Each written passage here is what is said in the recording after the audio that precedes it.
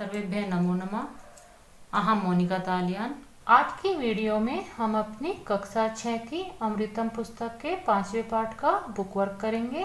इससे पहले वीडियो में मैं आपको यह पाठ समझा चुकी हूँ, आप उस वीडियो को भी देख लीजिए।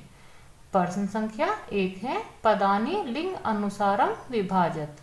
पदों को लिंग के अनुसार विभाजित कीजिए। पदानी में इन्होंने यहाँ पर कुछ पद दिए हुए हैं, वह सभी पद इन्होंने पुल्लिंग, स्त्रीलिंग और नपुंसकलिंग के दिए हुए हैं। नीचे रिक्त स्थान इन्होंने बनाया हुआ है, कुछ स्थान आपका इस पेज पर है, कुछ आपका अगले पेज पर है। तो आपको जो यहाँ पर पद दिखाई दे रहे हैं उनको आपको उनके लिंग के अनुसार अलग अलग भागों में लिखना है। जैसे बालिका का लिंग है स्त्रीलिंग, कपोतव आपका कपोतव पद है पुल्लिंग के लिए, वस्त्रम वस्त्रम है आपका नपुंसकलिंग, नयने नयने आपका नपुंसकलिंग में, माले स्त्रीलिंग में, फलानी आपका नपुंसकलिंग में है, गजहा आपका पुल्लिंग का पद है, अजा आपका स्त्रीलिंग का पद है, शिष्य शिष्य आपका पुल्लिंग का पद है, संगण के आपका नपुंसकलिंग का पद है, वाटिके आपका स्त्रीलिंग का पद है, वृक्षौ आपका पुल्लिंग का पद है, नीडानी आपका नपुंसकलिंग का पद है, शिक्षिका आपका स्त्रीलिंग का पद है और शुकः आपका पुल्लिंग का पद है। कुछ पद मैंने आपके यहाँ पर लिखे हुए हैं, शेष आप अगले पेज पर देखेंगे। यहाँ पर मैंने आपके पुल्लिंग, स्त्रीलिंग और नपुंसकलिंग के सभी पद अलग करके लिखे हुए हैं। पहले मैं आपको बता चुकी हूँ कि जो आपके पुल्लिंग वाले पद हैं वह इस वाले भाग में है, स्त्रीलिंग वाले इस वाले भाग में और नपुंसकलिंग वाले पद सभी आपके इस भाग में हैं। प्रश्न संख्या 2 है, विकल्पम चित्वा उत्तरम लिखत। विकल्प चुनकर उत्तर लिखिए। यहाँ पर इन्होंने प्रश्न दिए हुए हैं, उनके कुछ विकल्प इन्होंने दिए हुए हैं, सही विकल्प को चुनकर आपको रिक्त स्थान में उत्तर लिखना है। वृक्षः कीदृशः अस्ति, पेड़ कैसा है। इन प्रश्नों के उत्तर आपको अपने पाठ के अनुसार देने हैं। जो आपने अपना पाठ पढ़ा है उसमें जो इन्होंने कुछ वाक्य या पाठ इन्होंने समझाया है उसके अनुसार ही आपको इन प्रश्नों के उत्तर देने हैं। प्रश्न है आपका, पेड़ कैसा है। तो आपने पाठ पढ़ा था कि पेड़ विशाल है, तो आप विशालः पर टिक करेंगे और यहाँ पर रिक्त स्थान में विशालः लिख देंगे। दूसरा प्रश्न है, शिक्षकाः शिक्षिकाः च कुत्र पाठयन्ति। शिक्षक और शिक्षिकाएं कहाँ पढ़ाती हैं। इसका उत्तर है आपका पाठशालायाम यानी कि पाठशाला में।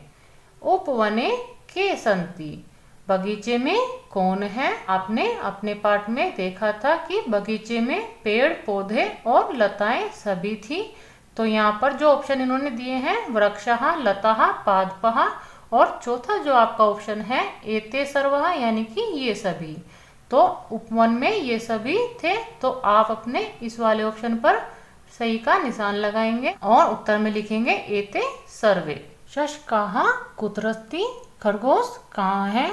आपने अपने पाठ में पढ़ा था कि खरगोश बगीचे में है, तो इसका सही उत्तर होगा उपवने यानी कि बगीचे में। पाठशालायाम के पठन्ति, पाठशाला में कौन पढ़ते हैं। इसका सही उत्तर है छात्राः यानी कि सभी छात्र। कपोताः कानि खादन्ति, कबूतर क्या खाते हैं। इसका सही उत्तर है अन्नानि यानी कि अन्न को। जनाः मंदिराणि कानि अर्पयन्ति, सभी मनुष्य मंदिर में क्या अर्पित करते हैं। इसका सही उत्तर है पुष्पाणि यानी कि फूलों को। प्रश्न संख्या 3 है, पूर्ण वाक्येन उत्तरत। पूरे वाक्य में उत्तर दीजिए। यहाँ पर जो प्रश्न इन्होंने किए हैं उनके उत्तर आपको अपने पाठ से पूर्ण वाक्य में देने हैं। कहाँ फलानि यच्छति, कौन फल देता है। इसका सही उत्तर है वृक्षः फलानि यच्छति, वृक्ष फल देता है। के पाठयन्ति, कौन पढ़ाते हैं। शिक्षकाः शिक्षिकाः च पाठयन्ति, अध्यापक और अध्यापिकाएं पढ़ाती हैं। जनाः मंदिरे कम पूजयन्ति, सभी मनुष्य मंदिर में किसकी पूजा करते हैं या किसको पूजते हैं? इसका उत्तर है जनाः मंदिरे ईशं पूजयन्ति। सभी व्यक्ति मंदिर में ईश्वर को पूजते हैं। अस्माकं मित्रं कः भवति? हमारे मित्र कौन होते हैं? अस्माकं मित्रं वृक्षः भवति। हमारे मित्र पेड़ होते हैं। उपवने के क्रीडन्ति? बागीचे में कौन कौन खेल रहा है या खेल रहे हैं? इसका उत्तर है उपवने बालाः बालिकाः च क्रीडन्ति। बागीचे में बालक और बालिकाएं खेल रहे हैं। के आकाशे उत्पतन्ति? कौन आकाश में उड़ रहे हैं? इसका उत्तर है खगाः आकाशे उत्पतन्ति। बहुत सारे पक्षी आकाश में उड़ रहे हैं। इस प्रकार आप अपने पाठ को समझने के बाद इन प्रश्नों के उत्तर आसानी से कर सकते हैं। प्रश्न संख्या 4 है चित्रं दृष्ट्वा द्वे वाक्ये लिखत। चित्र देखकर 2 वाक्य लिखिए। यथा जैसे इन्होंने समझाया है, इस चित्र में आपको 2 तोते दिखाई दे रहे हैं। उनके बारे में यहाँ पर 2 वाक्य लिखे हैं। एतौ सुकौ स्तः। यह 2 तोते हैं। सुकौ रटतः। तोते रट रहे हैं। आप देखेंगे कि जिस वचन का आपका कर्ता है उसी वचन की क्रिया इन्होंने प्रयोग की है। जो एतौ आपका सर्वनाम पद है वह यहाँ पर विशेषण का कार्य कर रहा है।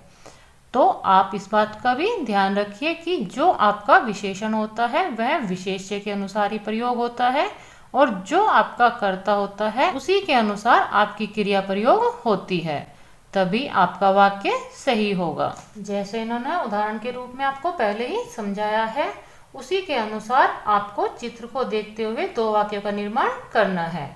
यहाँ पर चित्र में आपको 2 हिरण दिखाई दे रहे हैं, तो आप वाक्य बनाएंगे एतौ हरिणौ स्तः। यह 2 हिरण हैं। हरिणौ धावतः। दोनों हिरण दौड़ रहे हैं। यहाँ पर 2 बालक दिखाई दे रहे हैं। एतौ बालकौ स्तः। यह 2 बालक हैं। बालकौ क्रीडतः। दोनों बालक खेल रहे हैं।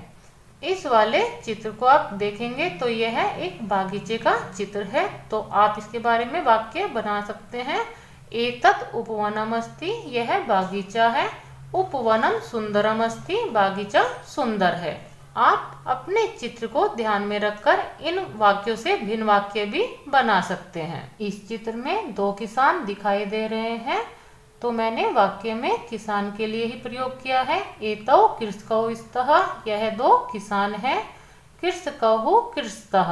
2 किसान जुताई कर रहे हैं। इस चित्र में आप अलग से भी वाक्य बना सकते हैं। जैसे इस चित्र में आपको कुछ पक्षी उड़ते हुए दिखाई दे रहे हैं, तो आप कह सकते हैं कि चित्रे खगाः उत्पतन्ति। इसमें आपको बैल दिखाई दे रहे हैं, तो आप बैल के लिए भी वाक्य प्रयोग कर सकते हैं।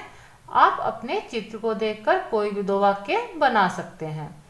यहाँ पर घर दिखाई दे रहे हैं, तो मैंने वाक्य बनाए हैं एतानि भवनानि सन्ति।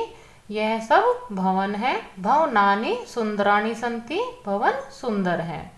यहाँ पर इस चित्र में फूल दिखाई दे रहे हैं। वाक्य मैंने बनाए हैं एतानि पुष्पाणि सन्ति। यह सब फूल हैं। पुष्पाणि विकसन्ति। फूल खिल रहे हैं। इस प्रकार आप अपने चित्र को देखकर 2 वाक्यों का निर्माण कर लीजिए।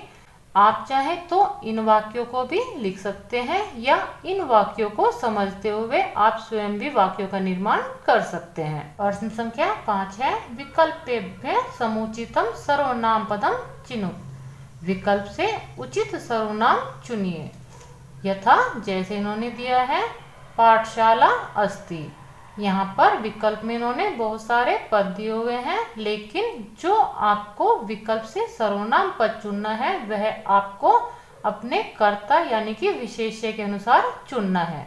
यहाँ पर पाठशाला जो शब्द है वह आपका स्त्रीलिंग का शब्द है, तो आप अपने इन सभी ऑप्शन से स्त्रीलिंग वाला ही पद चुनेंगे जो है आपका एषा। उत्तर में इन्होंने दिया है एषा पाठशाला अस्ति। इसी प्रकार आपको शेष भी करने हैं। यहाँ पर मैंने पहले ही चुनकर लिखे हुए हैं, उनको आप समझ लीजिए। एतौ खगौ आकाशे उत्पततः। यह 2 पक्षी आकाश में उड़ रहे हैं। यहाँ पर खगौ जो पद है उसी के अनुसार आपको अपना सर्वनाम पद चुनना था।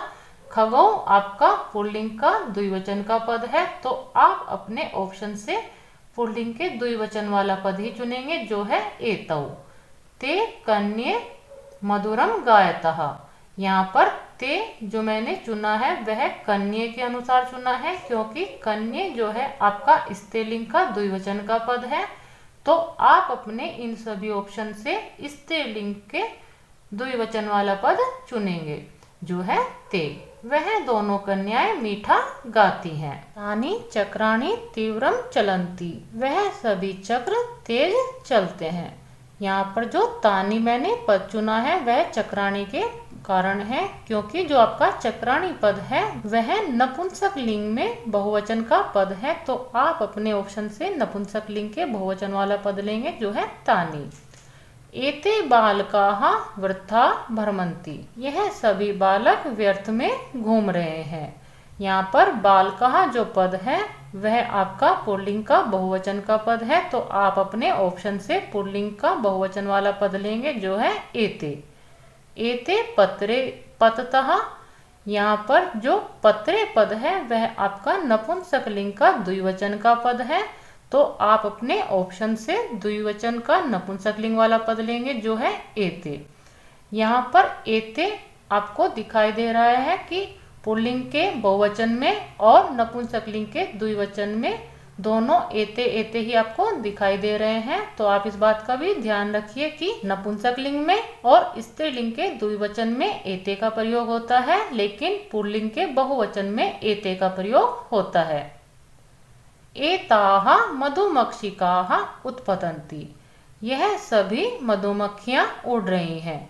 यहाँ पर मधुमक्षिकाः स्त्रीलिंग का बहुवचन का पद है, तो आप अपने ऑप्शन से स्त्रीलिंग का बहुवचन वाला पद लेंगे, जो है एताः। इस प्रकार आप अपने विशेष्य के अनुसार अपने विशेषण वाले पदों को चुनेंगे। जो आपके सर्वनाम होते हैं वह विशेषण का कार्य करते हैं। प्रश्न संख्या 6 है, शुद्धम विकल्पम चिनुत। शुद्ध विकल्प चुनिए। यहाँ पर इन्होंने जो प्रश्न दिए हैं इनके उत्तर भी आपको अपने पाठ के अनुसार ही देने हैं। कहा परोपकारी भवति, कौन परोपकारी होता है? इसका सही विकल्प है वृक्षः यानी कि पेड़। उपवनम कीदृशम अस्ति, बगीचा कैसा है? इसका सही उत्तर है सुंदरम यानी कि सुंदर। मुग्धा किम करोति, मुग्धा क्या करती है? इसका सही उत्तर है पठति यानी कि मुग्धा पढ़ती है। अस्माकं मित्रम कहाँ भवति, हमारा मित्र कौन होता है? इसका सही उत्तर है वृक्षः यानी कि पेड़। बालाः बालिकाः च कुत्र क्रीडन्ति, बालक और बालिकाएं कहाँ खेल रहे हैं? इसका सही उत्तर है उपवने यानी कि बागीचे में। आपको जो विकल्प चुनने वाले प्रश्नों के उत्तर देने होते हैं वह सभी आपको अपने पाठ के अनुसार ही देने होते हैं। तो आप अपने बुक वर्क को करने से पहले यदि आप अपनी पाठ वाली वीडियो को पहले देख लेते हैं तो आप अपने ऐसे प्रश्नों को स्वयं भी बहुत आसानी से कर सकते हैं। क्रियाकलापः, क्रियाकलाप वाले प्रश्न आपको स्वयं करने होते हैं।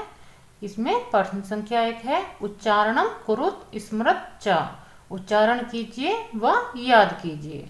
यहाँ पर इन्होंने जो आपको शब्द रूप दिए हुए हैं वह आपको उच्चारण करने हैं और याद करने हैं। उच्चारण आप मेरे करने के बाद एक बार कर लीजिए, उसके बाद आप अपनी वीडियो को रोककर स्वयं भी एक बार उच्चारण कीजिए, या आपके पास बुक है तो आप अपनी बुक से भी उच्चारण कर सकते हैं। एतत् आपका सर्वनाम शब्द है, इसके शब्द रूप आपके तीनों ही लिंगों में चलेंगे। पुल्लिंग में होगा एषः, एतौ, एते। स्त्रीलिंग में एषा, एते, एताः। नपुंसक लिंग में एतत्, एते, एतानि। इन सब का अर्थ है यह दोनों, यह सब। किम, किम आपका सर्वनाम वाला पद है, इसके रूप भी आपके तीनों ही लिंगों में होते हैं। पुल्लिंग में कहा, कौ, के। स्त्रीलिंग में का, के, काह। नपुंसक लिंग में किम, के, कानि। इनका अर्थ होता है कौन या क्या। यत, यत आपका सर्वनाम वाला पद है, इसका अर्थ होता है जो। इसके शब्द रूप भी तीनों ही लिंगों में होते हैं। पुल्लिंग में यह, यौ, ये। स्त्रीलिंग में या, ये, याह। यत का ही नपुंसक लिंग में शब्द रूप होगा यत, ये, यानी। तत्, तत् का अर्थ होता है वह। इसके शब्द रूप भी आपके तीनों ही लिंगों में होंगे। पुल्लिंग में सह, तौ, ते। स्त्रीलिंग में सा, ते, ताह। नपुंसक लिंग में तत्, ते, तानी। इस प्रकार आप अपने सर्वनाम के शब्द रूप तीनों ही लिंगों में याद करेंगे, क्योंकि जब आप अपने वाक्य बनाएंगे तो आपको इन सभी सर्वनाम के शब्द रूपों की आवश्यकता जरूर पड़ेगी। प्रश्न संख्या 2 है समूह क्रियाकलापः। यह आपकी ग्रुप एक्टिविटी है। पंच छात्राः मिलित्वा एकस्मिन् विषये पंचवाक्यानि रचयन्तु। 5 छात्र मिलकर एक विषय पर 5 वाक्य बनाइए। आप कोई भी विषय ले सकते हैं और उन पर आपको 5 वाक्य बनाने हैं। विषय आपके यहाँ पर लिखे हुए हैं। विषयः, विषय में है विद्यालयः यानी कि विद्यालय। वनम, वन। मम मित्रम, मेरा मित्र। वाटिका, बागीचा। ग्रामः, गांव। नदी, नदी। पुस्तकालयः, जो आपकी लाइब्रेरी होती है। मेलापकः यानी कि एकता के ऊपर। इन सभी विषयों में से आप किसी भी विषय पर 5 वाक्य बनाएंगे। प्रश्न संख्या 3 है संस्कृते पंचफलानां पंचपुष्पाणां च नामानि वदत। संस्कृत में 5 फलों और 5 फूलों के नाम बोलिए। यह सभी क्रियाकलाप वाले कार्य आपको स्वयं करने हैं। यहाँ पर आपके 5वें पाठ का बुक वर्क समाप्त होता है। मिलते हैं अगले पाठ की वीडियो के साथ। सर्वेभ्यः नमो नमः।